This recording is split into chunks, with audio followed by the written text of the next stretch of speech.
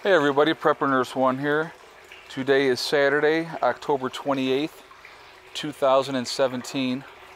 If any of my new subscribers don't know, this is my storage tank for my water. My well head is down over here, down this way, and I have a line that comes in, and then I will turn the pump on, and I turn the pump on for just a couple of minutes, and then it gets the pressure going, and it feeds. It actually does it all by itself, and you'll see that water right there coming into the tank. And this takes some time. It might be, because you see it's a slow going, but 12 hours from now this will be completely full. So it does it, like I said, it does it all completely on its own, and so that's not a bad thing. And but that's how we do it. And it's a 1,000-gallon storage tank, so just periodically I have to come out here and turn the pump on for a few minutes and fill the tank up. So I figured I would do that today. Okay, I'm going to set you down a second here, guys. Alright. So that's how we do it, and I'll show you. I got the extension over here, but then from the tank I got a line that comes in here that goes right up into the house, up into the loft up here. So it comes out underneath here, and I got a pump up on top, and that's how we pump the water into the house, and it pulls it right from the tank itself. It's actually really cool, and we put that in last year, so it's already been a year. I can't believe that. But the well itself is down over here. You can't really see it at the moment, but got the line that runs in, and like I said, that tank will fill up on its own. I run that generator for maybe 2 minutes just to get things rolling, and then it goes completely on its own, which is absolutely awesome. So I'm going to show you here. I'm going to show you up here. It's absolutely gorgeous out right now. Okay, it is probably 11 o'clock in the morning. And I got up early today on purpose because they said by 3 o'clock we're going to have rain, and it's going to rain non-stop the rest of today and then all day tomorrow. So I wanted to get out here today and get a few things done this morning while the weather was still decent.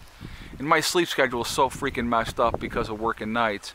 So I'll sleep for like a couple of hours, and then I'll wake up. So this morning I normally go back to sleep in the morning. But I was like, I want to get out here and get some stuff done while the weather's still decent. So, but you can see a lot of the trees now. The leaves are off of the trees, and it's going to be. I'm just looking at these pines. But yeah. Anyway, so that's how we get our water into the house. So what I was doing here. This was all leaves, and so I took all these leaves today and I added them into the garden as well. So I got this more cleaned up. And there's Mr. Buddy. What you doing? You want to go in the house? Yes, because I am a professional cat doorman. Alright. Alright. I know. Here we go, boy. You want to go in? Huh? Alright, there you go. And there goes Bella. Luce, you heading in? Huh? Or are you just coming over to say hi? You coming to say hi, or do you want to go in? You want to go in? Yeah? Here. There you go. Alright. And we have our Halloween kitty, Miss Bella. Yes. So Heather was petting her the other day, and we had, over the summer, she had a tick on her, and we removed that. And then, so just the other day, she ended up having another tick on her. And I'm going to show you what I have. And I've showed this before, so some of you will recognize it. And I have, it's called a tick key. And basically, you stick this part over the top of the tick, and then you pull it, and it takes the whole head and everything, and gets the whole tick out. And these are awesome to have. You can get them online. I actually bought mine from a pet shop, but they're really, really nice to have, and obviously they work on humans as well. But yeah, so she had a tick on her, so we had to get that off, and we got that off, and then we killed it. But anyway, so she's our Halloween kitty. Big black girl. She's a good girl, though. Yeah. So anyway, another thing I was doing today, this pear tree, I topped off the top of the pear tree. So I don't want the pear tree to continue to grow up really, really high. So I topped it off, so that hopefully will stunt the growth of that tree, and it'll spread out, which is what I would rather have the tree do, is spread out, as opposed to, you know, continuing to go up. So that was another thing that I worked on today. And not that that took but 30 seconds, but you know, this one I didn't do yet because it's still lower. But I had over here, I had some pressure treated lumber and some 4x4s also pressure treated under a tarp over here. So I put the 4x4s went under the house, and because I got to open the crawl space under there, and then the rest of it went into the shop. And then what I did is, now over the summer I sealed the top of the camper, okay? And so if you look back, you'll remember the video when I was doing that. So I sealed that up, and we haven't had any more leaks since then. But just as an added precaution, I put another tarp on top for this year. And so instead of using the blue tarp like I did last year, I used the gray and the brown one with the gray side showing, so it's not so gaudy. But anyway, so that's what I did with that. So now that's ready as well, okay? And so then because of the fact that we're going to get this rain today, and then it's going to rain all day tomorrow, I grabbed some kindling, and I put kindling in the house, got some of the fire starter and got that in there, and then I grabbed a bunch of wood and brought that in the house too. Just because I don't mind coming out in the rain and getting wood, but if I know it's going to rain and it's coming, and I can get a couple days worth of wood in the house and not have to come out here, all the better, you know. So the wood's still going to be dry underneath the tarps. I'm not concerned about that, but that way I don't have to deal with it, and I can just, you know, for a couple days I'll be good to go, and then hopefully by Monday we're not going to have any rain. So I got all these leaves, and we'll go over here. So I added more leaves to the garden, as you can see. And so two things. Somebody had given me some advice, and they said, don't rototill the leaves under. Just let them sit on top and compost down. So I'm definitely going to do that. And then somebody also said, put some lime over the top of the garden to help with the acidity. So I'm definitely going to do that as well. So guys, thank you for the advice. I appreciate that. I do listen. If somebody gives me some good advice and I think about it, and I always got to think about everything, of course. But so that's what I do, and then I go, you know what, this is a good idea, or that's a good idea, or whatever. You know, that's definitely what I'm going to do. Also, I was given a piece of advice, which I definitely will take up on. Hopefully, I don't know if we're going to be able to do it in the spring or not, but it's definitely something that I want to do. Because, let me come back over here.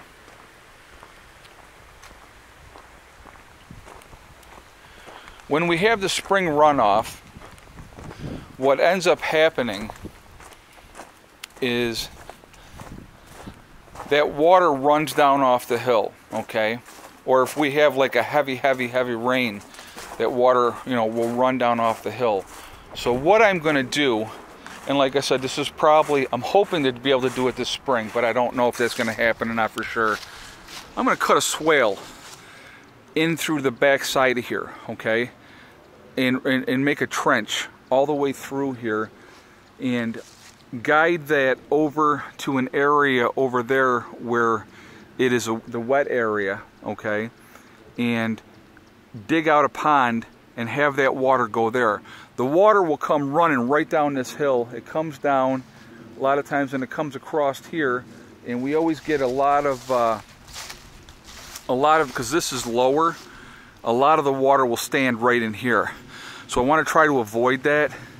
I probably should add more dirt in this area. That would be a nice thing to do too. So maybe what we can do is if he digs the pond out, I'll have him bring that dirt over and fill in this to bring this up higher, because that's what we did over by the driveway. When the driveway it's a lot deeper than it looks. When we dug out into the hill more for this area, Bill took all that dirt that was under the building and pushed that on both sides of the driveway to build that area up.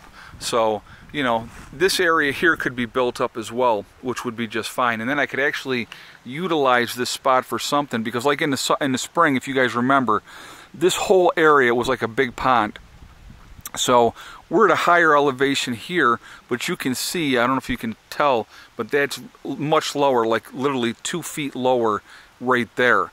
So if I can have him take that dirt that he'll dig out for the pond and bring it over and put it in here, that's going to build that up, and then we can direct that water right into there. Now this spring we'll probably get flooded out again, but that happens.